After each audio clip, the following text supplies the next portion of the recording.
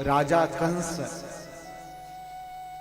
उससे यह पता हो गया कि मैंने जितने भी असुर भेजे उन असुरों को नंद का लाला कन्हैया ने मार दिया। कंस को यह पता चल गया कि जो नंद का लाला है वही वसुदेव का पुत्र है और वही मेरा काल है। कंस बड़ा भयभीत रहने लगा। कंस ने विचार किया कि मैं कृष्ण और बलराम को कैसे मारूं। तो कंस के यहां एक धनुष है और कंस को यह वरदान प्राप्त है कि जो तुम्हारे यहां इस धनुष को तोड़ देगा वही तुम्हें मारेगा। कंस ने विचार किया कि जरा मैं अपनी शक्ति परीक्षण कर लूं कि इस धनुष को तोड़ने वाला है कौन। तो कंस ने धनुष यज्ञ का आयोजन किया। उसने विचार किया कि इस धनुष यज्ञ में कृष्ण और बलराम को बुलाएंगे और मेरे पास एक से एक बड़े योद्धा हैं और वो कृष्ण और बलराम के चुटकियों में वो मार देंगे। कंस ने योजना बनाई। अक्रूर जी को कंस ने कहा कि आप वृंदावन जाकर के, आप ब्रज में जाकर के कृष्ण और बलराम को लेकर के आइए धनुष यज्ञ देखने के लिए। अक्रूर जी कंस के रथ को लेकर के ब्रज में आ रहे हैं। रास्ते में मन में अनेक विचार चल रहे हैं कि भगवान ने कैसा समय दिखाया कि मैं स्वयं कृष्ण और बलराम को काल के मुख में लेकर के जा रहा हूं। मुझसे बड़ा अधर्मी कौन होगा।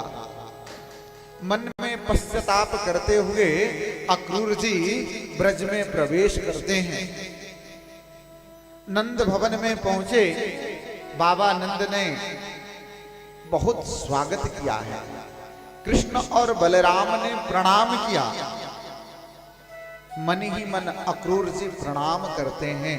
अक्रूर जी भगवान के अनन्य भक्त हैं। स्वागत हुआ, कुशलक्षेम पूछा गया।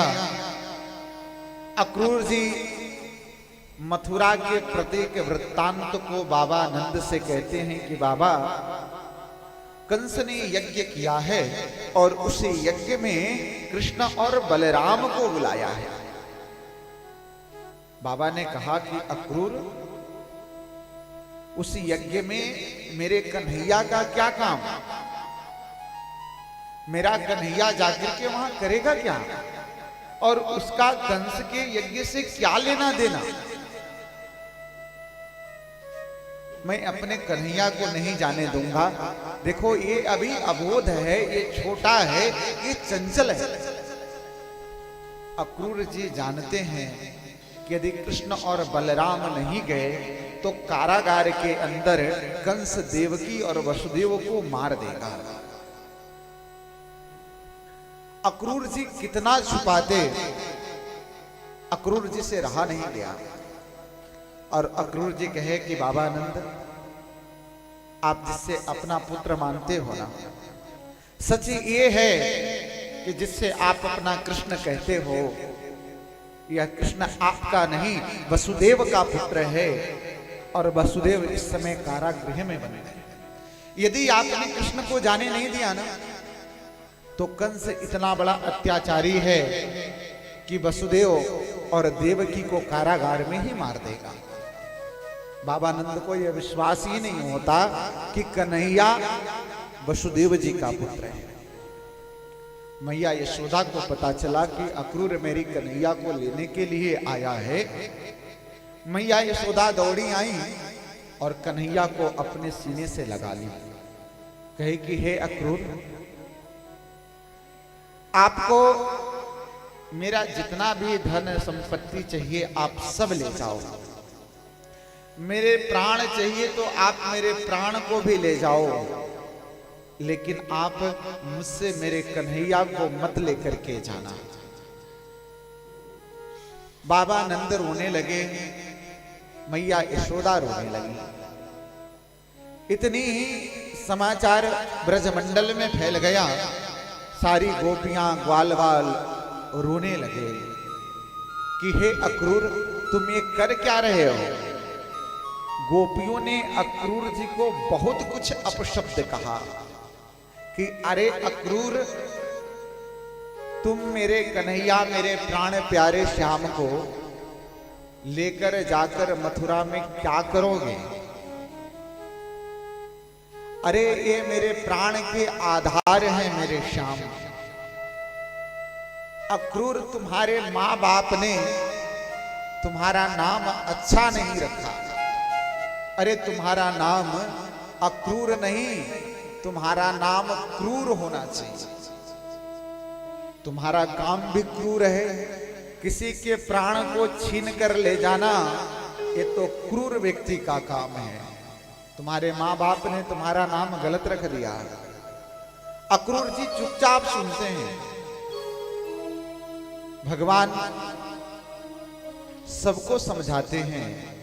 मैया से कहते हैं कि मैया देखो, आप चिंता मत करो, मेला की बात है तो आपका आदेश होगा तो मैं बाबा के साथ चला जाता हूं और मेला देख करके परसों वापस लौट आऊंगा। मैया जाने देना नहीं चाहती, लेकिन भगवान ने, ठाकुर ने बहुत कुछ समझाया, गोपियों को समझाया। भगवान उस रथ पर आरूढ़ होकर के और मथुरा के लिए प्रस्थान करते हैं। गोपियां ग्वाल बाल निर्निमेष होकर के भगवान को देखती हैं। भगवान आगे आगे चलते, पीछे पीछे गोपियां चल रही हैं। ठाकुर उतर करके सबको सीने से लगाते, कहते देखो तुम चिंता मत करो, मैं परसों वापस आ जाऊंगा। मैया को चुप कराते, मैया मैं तुम्हारा ही कन्हैया हूं। देखो मैं बाबा के साथ जा रहा हूं, मैं ग्वाल वालों के साथ जा रहा हूं, मैं परसों बाबा के साथ वापस आ जाऊंगा। मैया तू चिंता मत कर, तू रो मत। ठाकुर समझा करके मथुरा के लिए प्रस्थान करते हैं। भगवान अपनी माया से अपनी शक्ति का परिचय अक्रूर जी को कराया है। मध्याह्न में भगवान मथुरा में पहुंचे, कंस के बगीचे में विश्राम हुआ। सारे ग्वाल बाल हैं, बाबा नंद हैं। भगवान श्री कृष्ण ने इच्छा प्रकट की कि बाबा आपका आदेश हो तो मैं मथुरा नगर जरा भ्रमण करके आ जाऊं। भगवान ग्वाल बाल के साथ अपने बड़े भाई दाऊ जी के साथ मथुरा नगर भ्रमण करने जाते हैं। ग्वालों ने कहा कि कन्हैया, मैंने सुना है मथुरा ये तुम्हारे मामा की नगरी है और तुम अपने मामा के घर आया है तो देख हम सब तो फटे पुराने कपड़े में आ गए, हम सब के पास कोई अच्छा सा वस्त्र भी नहीं।